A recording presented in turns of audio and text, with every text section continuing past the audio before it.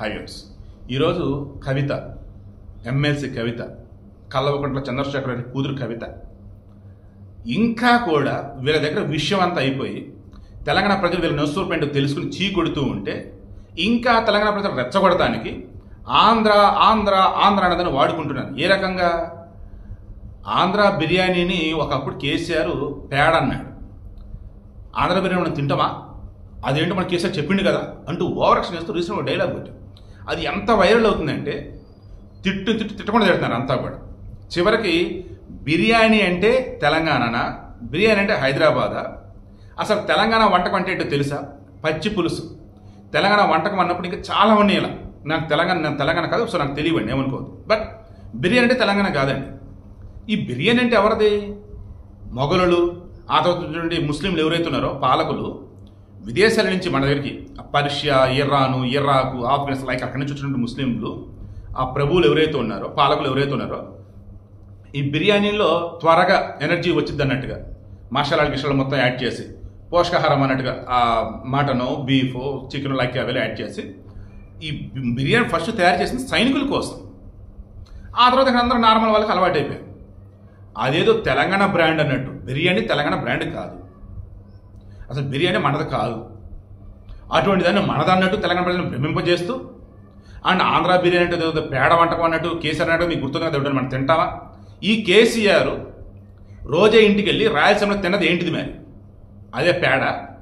ఈమె చెప్తున్నట్టుగా మరి ఆ బిర్యానీని ఎందుకు తిన్నాడు ఈయన?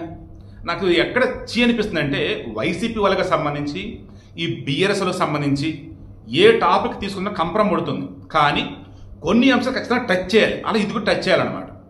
నాకు తెలిసి కేసీఆర్ త్వరలో రాజకీయాలకు స్వస్తి చెప్తాడు. ఆయన అంటే ఫామ్ హౌస్కు పరిమితం అయ్యాడు. ఓడిన తర్వాత 9.5 సంవత్సరాలు ముఖ్యమంత్రిగా చేశాను నేను, ఓడితేనేమి ప్రజల్లో ఉండాలి కదా అని చెప్పేసి అనుకోరు కదా, అలా లేడు. ఫామ్ హౌస్ పరిమితం అయిపోయాడు. ఓడిస్తే ఫామ్ హౌస్తో పరిమితం అవుతున్నాడు, పరిమితం అయ్యాడు. అంటే దాని అర్థం ఏంటి? నన్ను మీరు నెత్తిలో పెట్టుకోవాలి, లేదంటే నేను మా ఫామ్ హౌస్లో ఉంటా అంటే ఎంత దారుణం అసలు అది. నిజమైన తెలంగాణ జాతిపిత వచ్చేసి ప్రొఫెసర్ జయశంకర్ సార్ గారు.